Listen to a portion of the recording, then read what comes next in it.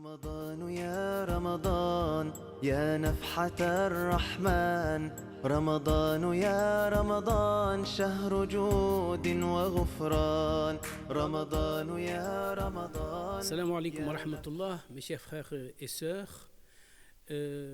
Nous allons aujourd'hui aborder un sujet qui me semble intéressant parce que nous sommes tous des êtres humains, nous sommes tous envahis par une sorte de crainte, de peur, voire d'angoisse pendant ce confinement.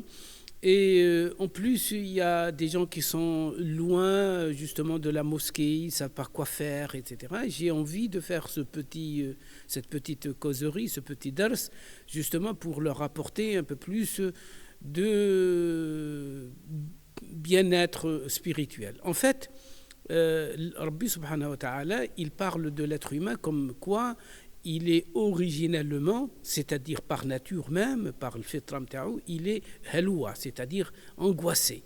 Et Rabbi subhanahu wa ta'ala, il nous propose quelques pistes surat al-Ma'arij pour sortir justement de cette angoisse et pour la combattre et pour aérer un peu à la fois nos cœurs, nos esprits et nos âmes. Voilà ce que dit Rabbi subhanahu wa ta'ala. Il dit « Inna al-insana khuliqa haloua, idha massahu sharru jazou'a, wa idha massahu al-khayru manou'a, إلا المصلين الذين هم على صلاتهم دائمون والذين في أموالهم حق معلوم للسائل والمحروم والذين يصدقون بيوم الدين والذين هم من عذاب ربهم مشفقون إن عذاب ربهم غير مأمون والذين هم لفروجهم حافظون إلا على أزواجهم أو ما ملكت أيمانهم فإنهم غير ملومين فمن ابتغى وراء ذلك فأولئك هم العادون والذين هم لأماناتهم وعهدهم راعون والذين هم بشهاداتهم قائمون والذين هم على صلاتهم يحافظون أولئك في جنات مكرمون. Je traduis donc ceci. Oui, l'homme a été créé instable, très angoissé, très inquiet. Quand le malheur le touche, il est abattu et angoissé. Quand le bonheur le touche, il est grand refuseur et radin, sauf ceux qui pratiquent la prière, qui sont assidus à leur prière et sur les biens desquels il y a un droit bien déterminé pour les mendiants et les déshérités et qui déclarent véridique le jour de la rétribution. Et ceux qui craignent le châtiment de leur Seigneur, car vraiment il n'y a nulle assurance contre le châtiment de leur Seigneur, et qui se maintiennent dans la chasteté, et non de rapport qu'avec leurs épouses et celles qu'ils possèdent, et dans ce cas-là, ils ne sont pas blâmables, mais ceux qui cherchent en dehors de cela sont des transgresseurs, et qui gardent les dépôts confiés à eux, et respectent leurs engagements scrupuleusement, et qui témoignent de la stricte vérité, et qui sont réguliers dans leurs prières, ceux-là seront honorés dans des jardins. Donc Allah subhanahu wa ta'ala, il reconnaît avoir créé cet être humain d'une manière un peu, avec un moral instable, un moral très angoissé. Et Rabbi subhanahu wa ta'ala, lui-même le Créateur, il lui propose des pistes pour sortir de cette angoisse et pour maîtriser justement ces sentiments un peu négatifs et ces ondes négatives. Et donc la première des choses, d'abord, c'est la prière. Ensuite, il y a la générosité, parce que quand on est généreux et on partage avec les autres, on partage le bien-être. Et donc, ça déteint sur nous tous la générosité, la solidarité qui devrait être faite et affichée avec les plus démunis. Ensuite, la préparation responsable, c'est très important. La préparation responsable du jour du jugement, c'est-à-dire on prépare ce qu'on va dire, les comptes, plutôt les choses dont on rendra compte, et puis la fidélité conjugale, la confiance, l'éloignement de faux témoignages. Tout ça permet justement à sortir de cet esprit angoissé, cet esprit inquiet qui n'est pas apaisé du tout. Si je résume ça, je trouve qu'il y a deux choses qui doivent être avec Rabbi subhanahu wa ta'ala bien faites.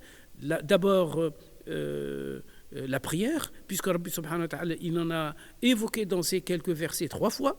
D'abord, ceux qui pratiquent la prière. Ensuite, ceux qui sont assidus dans la prière.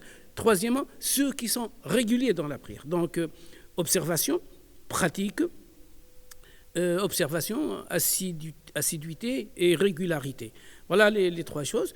Puis Rabbi subhanahu wa ta'ala, il parle d'autres choses, bien sûr. Alors, avec Rabbi verticalement, donc il y a la prière, il y a la préparation du jour du jugement, et donc tout ce qui s'ensuit avec Zikr Rabbi subhanahu wa ta'ala, mais surtout horizontalement avec les autres. Et avec les autres, il n'y a pas qu'une seule piste.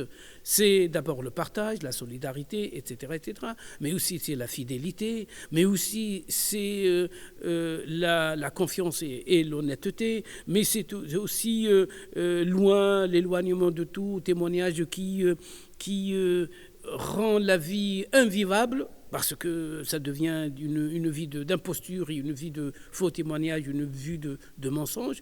Voilà, Allah subhanahu wa ta'ala, il nous montre comment sortir justement de cette angoisse qui est causée par une cause ou une autre. Aujourd'hui, l'angoisse, c'est causée par le confinement, par le rétrécissement de nos espaces, par cette limitation de notre liberté, par le fait qu'on soit séparés justement de ceux que nous chérissons, parce que nous ne pouvons pas voyager, etc. Oui, certes, il y a des contraintes qui sont angoissantes, mais le croyant ne cède pas à cette angoisse, il doit se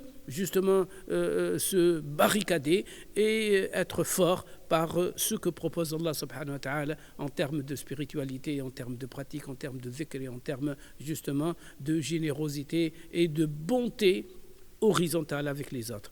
Voilà, أقول قولي هذا واستغفر الله لي ولكم. Inch'Allah, à une autre fois, بإذن الله تعالى. Merci pour votre écoute. والسلام عليكم ورحمة الله وبركاته. رمضان يا رمضان يا نفحة الرحمن رمضان يا رمضان شهر جود وغفران رمضان يا رمضان يا نفحة الرحمن